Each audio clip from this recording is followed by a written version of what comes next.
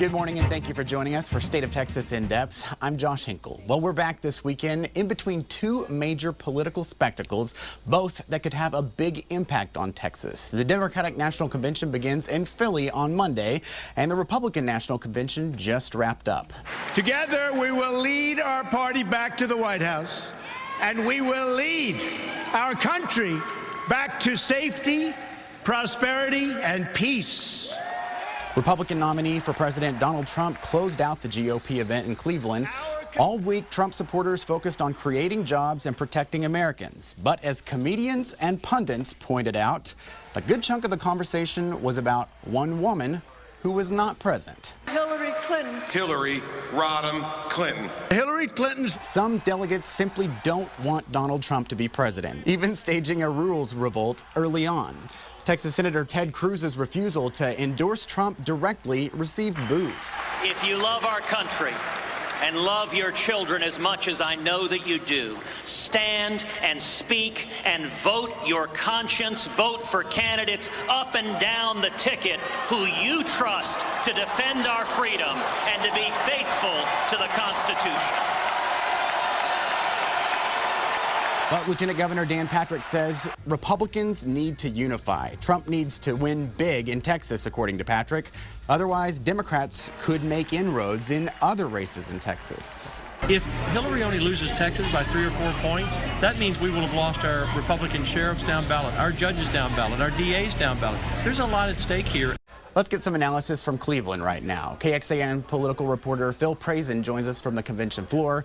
Let's start with the idea that Republican fracture could lead to Democrats winning in down ballot races. Phil, how big of a threat do you think that Texas leaders consider that? Well, they think it's a big threat. I mean, that's kind of the whole point of this convention is, Donald Trump did not come into this convention, liked by everybody. And they wanted to use this to kind of slowly, day by day, say, he wasn't your favorite, but he's the guy we got now. And so it's either him or Hillary. And so you really should get on board and go up on stage and say that. But there's still a lot of holdout. What was your takeaway from the speaker lineup and their message for the convention? Well, that's really interesting, especially, early on in the convention. There was a day where the Senate leader, Mitch McConnell, the Speaker of the House, Paul Ryan, former Governor Chris Christie, Kevin McCarthy, another influential leader in the House of Representatives, they were all early in the day. It seems that the prime time speeches are all for Donald Trump's family. It's kind of they're getting away from the traditional leaders of the Republican Party, and this really is becoming the Trump Party and the Trump family party. That rubs some people the wrong way, but at the end of the day, there's new blood into this party, and some people are really excited, especially the new voters who came in and voted for Trump. So what was your biggest takeaway from the convention?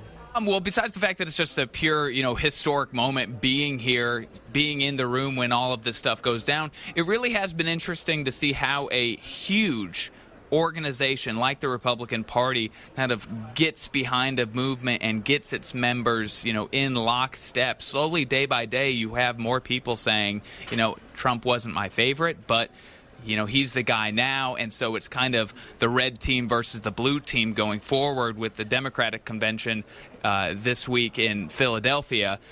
So that was probably the most interesting thing, is just how the gears of a massive organization and how it kind of turns into a direction, a goal, a destination that they want to do, which is the White House in 2016.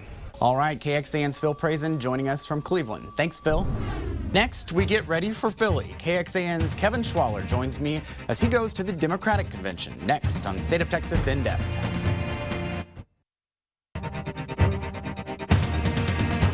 Welcome back to State of Texas In Depth. The Republican convention is wrapped up, and Monday, the Democrats will get ready for their week-long pep rally in Philly. We're sending our very own Kevin Schwaller to Philly. What do you think is going to happen? Well, right now, from the conversations I've had with Democrats here in Texas, people are talking about one word, and that's unity.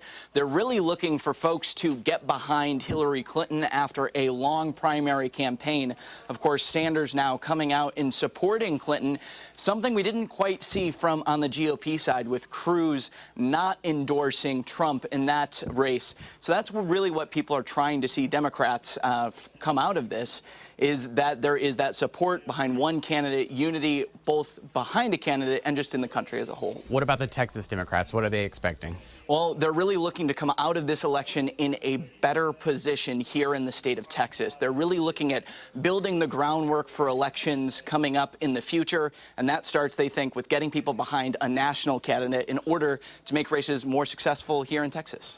Now, we already heard from the Republicans worried about down-ballot races here in Texas, depending on what happens, in the election. Do you think that the Democrats are thinking the same thing? Yeah, definitely. They're really looking at races, Texas House races, for example, and looking at investing in specific targeted races in order to hopefully, in their minds, gain some ground. Now, what some people are thinking is that there is an opportunity here because there are Trump supporters, but of course, this is a Cruz state. There are a lot of people who support Cruz who has not endorsed Trump. What they're thinking, Democrats, is that there is a possibility that some Republican voters might not turn out to the polls at all, and that could help them on Election Day. All right, Kevin, thank you very much. Safe travels. Coming up, the first big legislative proposal that should hit Austin in the upcoming session. After deadly attacks on police, Governor Greg Abbott wants Texas to protect our officers. The crimes that will now be hate crimes. Ahead on State of Texas in depth.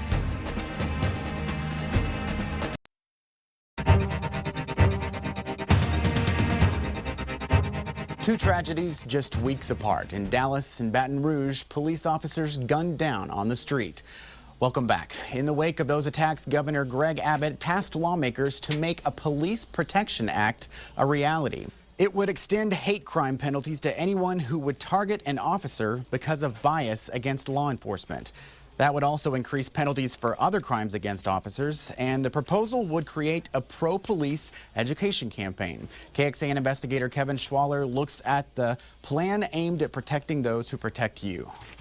A Louisiana flag hangs outside the Texas governor's mansion, a show of solidarity after ambushes on police in both states. Texas is a tough state, but just like we have overcome so many challenges in the past, we will overcome this challenge with the future being even better than the past. Now, Governor Greg Abbott says he wants it to be clear Texas has the back of law enforcement. His idea to make targeting police a hate crime is gaining support from law enforcement organizations. The vice president of the Austin Police Association told KXAN he personally supports the idea, saying attackers should know what they'll face if they aim for police. So what could be in store for Texas? We look to Louisiana, where the legislature there passed something called the Blue Lives Matter law. Now, the Anti-Defamation League opposed that, saying it believes that hate crimes rules were meant for things like race and not for a profession, like being a police officer. Here in Austin, we work with our police department. We respect the uniform. We respect the badge. It's the police brutality we don't like. Co-founder of the Austin Justice Coalition, Chaz Moore, says the quick response from the governor to the shooting stands in contrast to what he views as a lack of progress from lawmakers on other protections. Like, where's the Black Lives Matter bill, or where's the conversation about having a Black Lives Matter bill? After tragedies, families, the state, and the country are pushing for ideas they hope will heal. Kevin Schwaller, KXAN, investigates. Thank you, Kevin. It's tough to get a true measure of the effects of such a law. Louisiana's law doesn't kick in until August 1st. In all states and territories, there were nearly 5,500 hate crimes reported. Just under half of those reported were related to race. You know, coming up on the tower now, 50 years later, what do you think? Well, I remember many good times around this mall, but that day and reflecting back on it, just a horror that while we've got an anniversary, the victims and their families, they don't need an anniversary. They live with this every day. 50 years after a gunman shot dozens from the University of Texas Tower, guns will return to campus. Next week, in a special edition of State of Texas In Depth, we'll take a closer look at the new campus carry laws, talking to some of the law's biggest supporters and opponents. You'll want to catch that next Sunday morning at 8:30. Thank you again for joining us this week for State of Texas In Depth. Stay tuned for Meet the Press coming up at 9. I'm Josh Hinkle. Have a great day.